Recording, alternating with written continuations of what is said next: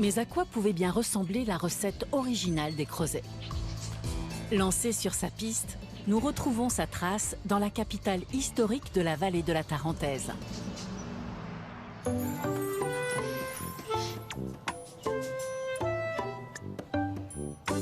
Le plat savoyard qui nous fait fondre. C'est les creusets au Beaufort.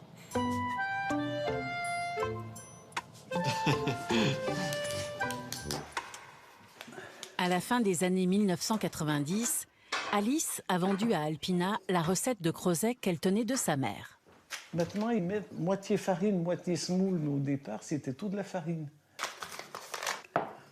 Alors, 250 grammes de sarrasin. Alice a transmis à son petit-fils la recette familiale. 6 œufs.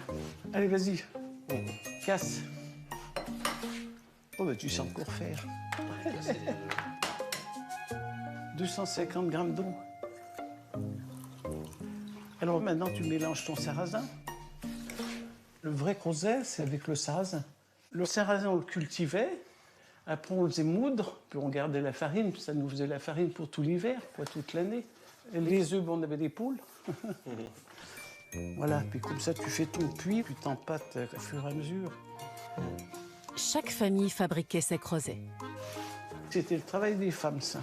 C'était pour le dimanche, donc on les mangeait frais, on les conservait pas, parce que quand on voulait en manger, on en refaisait, quoi. Une tradition très vivace dans le village de Pussy, où Alice a grandi. Oh, ben, elle est belle. À la fin des années 60, la réputation des creusets de Pussy est connue jusqu'à Moutier, où Alice et son mari tiennent une boutique de fruits et légumes. On avait un voisin qui venait tous les matins me voir, puis qui me disait ouais, ça vaut pas la peine d'être de Pussy et pas de nous faire manger les creusets. Puis il me répétait ça tous les jours. Je dis, il commence à me... Alors, je l'ai fait cuire, je le refais. Le lendemain, il est monté la rue en disant eh ben, Madame Fressard nous a fait les creusets, on s'y régalait.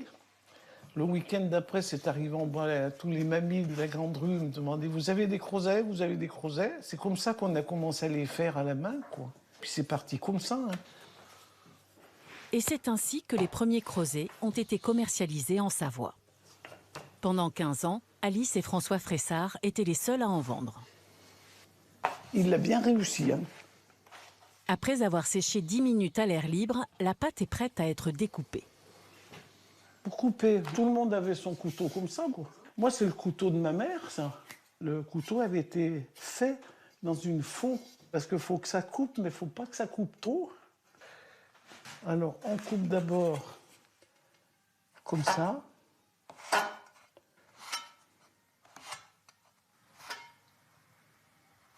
Après, on coupe dans l'autre sens. La première année, j'en ai fait 300 kilos à la main. C'était dur parce que des soirs, c'était minuit et demi, j'étais toujours en train de couper. Après, mon mari a commencé à imaginer un peu des machines.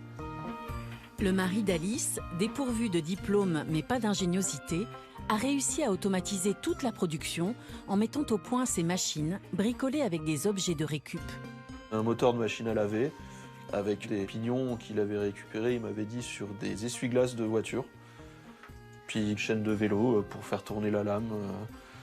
Les machines marchent toujours nickel. Juste besoin d'un peu d'huile.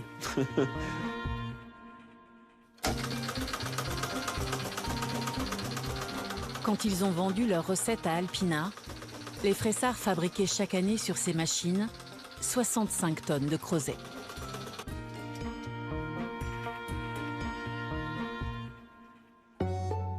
Dans le commerce, les creusets affichent des recettes très différentes les unes des autres. Présence ou pas de sarrasin, utilisation ou pas du blé tendre et de la semoule de blé dur. Quel est l'impact de ces variantes sur le goût des creusets? Alessandra Pierini, grande spécialiste des pâtes italiennes, s'est laissée tenter par la dégustation de creusets nature et au sarrasin. Le sarrasin, nutritionnellement, il va être plus intéressant. Déjà, il contient beaucoup plus de fibres et aussi des protéines beaucoup plus complètes que le blé. Donc ça fait un plat complet très intéressant. Plus le pourcentage de sarrasin est élevé, plus le goût sera prononcé. Autre dilemme, choisir un creuset avec ou sans semoule de blé dur. Pour ceux avec surtout du blé dur, ces creusets sont fermes au cœur et un tout petit peu fondants. Alors pour quelqu'un qui a l'habitude de manger des pâtes classiques, il ne sera pas du tout dépaysé quand il goûtera ces creusets avec du blé dur. Dans cette assiette, la recette ancestrale, des creusets composés uniquement de blé tendre. Un aspect, c'est vrai que c'est peut-être moins joli, il y a moins de tenue. On voit tout de suite que nous sommes sur un autre produit. La consistance est beaucoup plus souple, moelleuse, fondante. Et aussi, le blé tendre est plus perméable.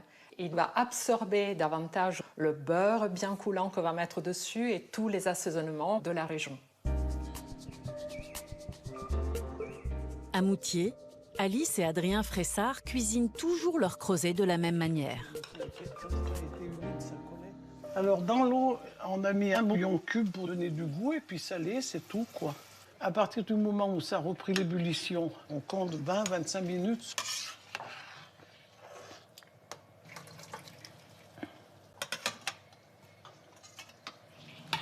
On vient ajouter les lamelles de Beaufort.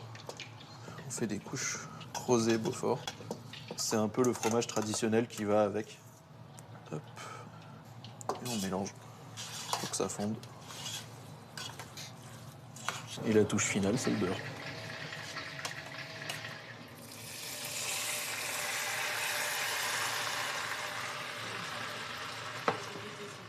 Et voilà. Merci. C'est ton assiette, ça? Oui. Il aime bien les creusets. Ils sont bons, très bons, bien cuits. Les creusets au Beaufort sont accompagnés de dio, une saucisse savoyarde de taille moyenne, entre la morteau et la chipot. Tu te régales ou pas? Bah ouais. Toujours aussi bon, hein. Ouais.